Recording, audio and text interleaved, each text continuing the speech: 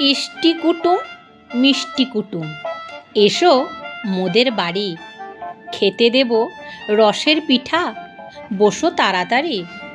চিতল পিঠা ভাপা পিঠা আছে আমার কাছে, গরম গরম খাও, না হলে তো ফুরিয়ে যাবে পাছে। কুলি পিঠা পুলি পিঠা আরও দেব খেতে, ভিজিয়ে রসে খেতে হলে বসো পিড়ে পেতে। পাকান পিঠা পাটিসাপটা সাথে আরও খাবে, একটু রসো খানিক বসো, জুড়োলে স্বাদ পাবে। কেমন লাগলো পিঠে নিয়ে কবিতা? আজকে আমার একটু পিঠে পিঠে ভাব, পিঠের অভাব। আচ্ছা, এর সঙ্গে আর একটা আমি পিঠে নিয়ে কবিতা আপনাদের শুনিয়ে দিই।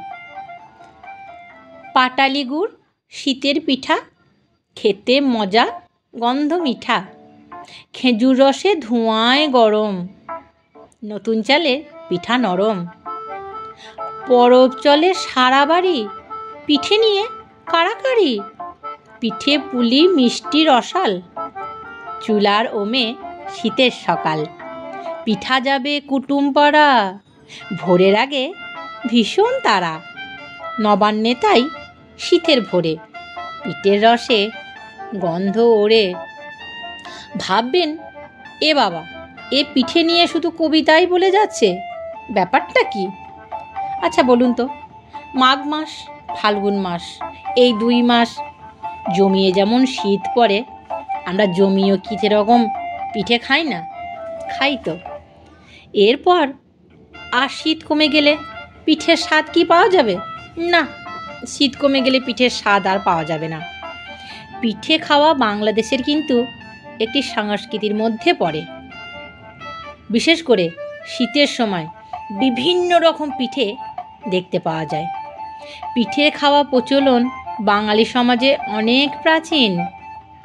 প্রাচীন বাংলায় মিষ্টি হিসেবে পিঠের জনপ্রিয়তা সব থেকে বেশি, ঠিক কি না? আর পিঠে কে কে খেতে ভালোবাসো আমাকে একটু কমেন্ট করে জানিয়ে ফেলো। আর তোমার কোন পিঠেটা সব থেকে বেশি খেতে ভালো লাগে সেটাও জানিয়ে ফেলো কমেন্ট করে। আমি বৈশাখী বলছি, তোমরা ভালো আছো? তোমাদের আশীর্বাদে, তোমাদের ভালোবাসায় আমিও ভালো আছি। বাঙালি সংস্কৃতির একটি ইতিহাস এবং ঐতিহ্য হলো এই পিঠে পুলির উৎসব পালন।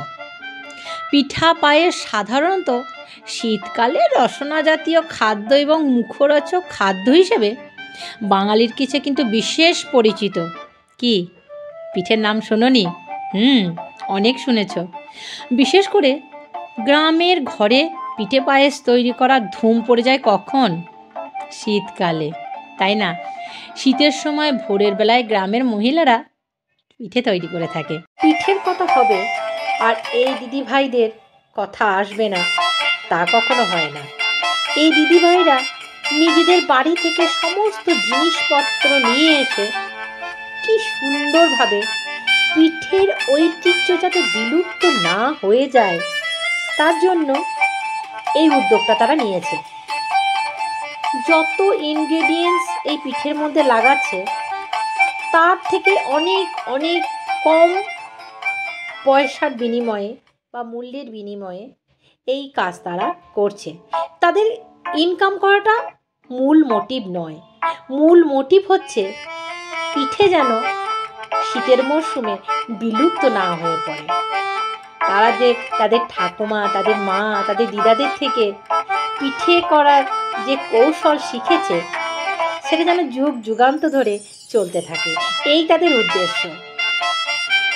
কি সুন্দর দেখুন, ছেলে বাড়িতে দুধ খায় না, দুধ খায় না তো কি হয়েছে, তার সৎ থেকে ঘি বানিয়েছে, টাটকা ঘি। সেই ঘি দিয়ে দেখুন কত সুন্দরভাবে পাটিসাপটা করছে। এই দিদিভাইদের দেখে আমার মনের অন্তরের অন্তর থেকে স্যালুট না জানিয়ে দিদিভাইদের পারছি না। দিদিভাইদের বলবো, শীতের মরশুম যতদিন থাকবে তোমাদের ঐতিহ্য ততদিনই বেঁচে থাকবে।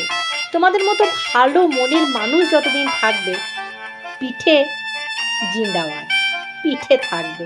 তোমাদের মতো ভালো মানুষরাই তো, ভালো মনের মানুষরাই তো পিঠে ট্র্যাডিশনকে যুগ যুগান্ত ধরে বয়ে বয়ে নিয়ে যাবে।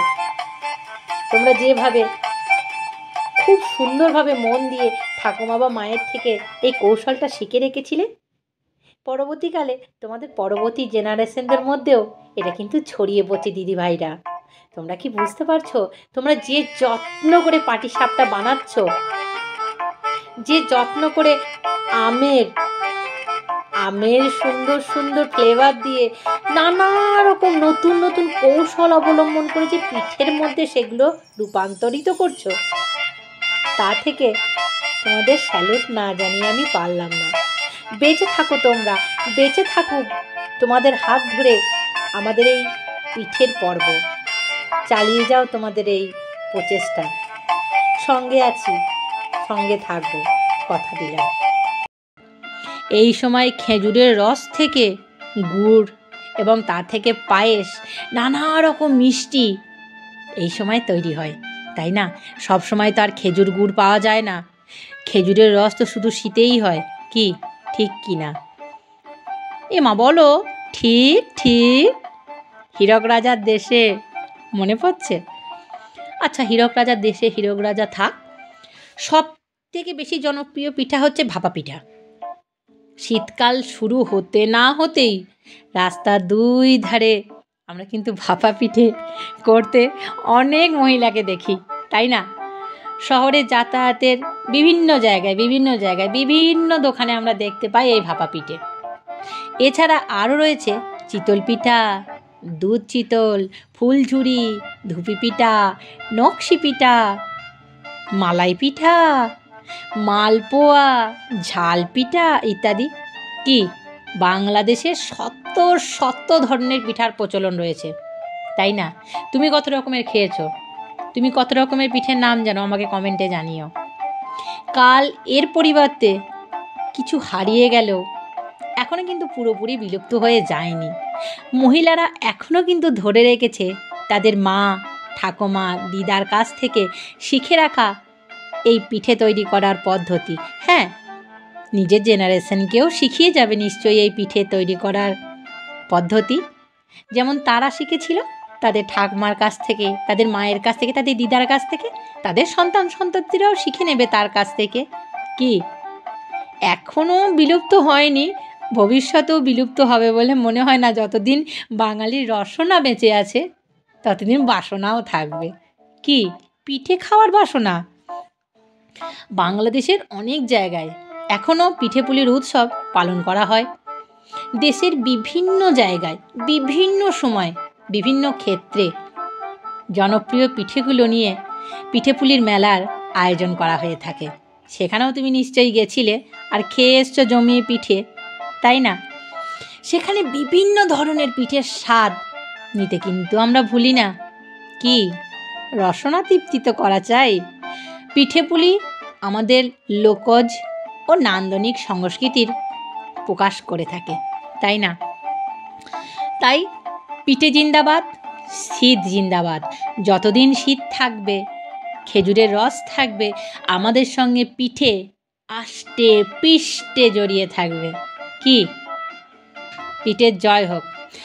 আমার চ্যানেলটি যদি তোমাদের সাবস্ক্রাইব করতে ইচ্ছা করে না, প্লিজ দয়া করে দিও আমার চ্যানেলটা সাবস্ক্রাইব, তাই না? আমি এরকম আরও অনেক সুন্দর সুন্দর রসনা তৃপ্তির গল্প নিয়ে আসি। আমি বৈশাখী। আমার সঙ্গে থাকো, ভালো থাকো, সুস্থ থাকো।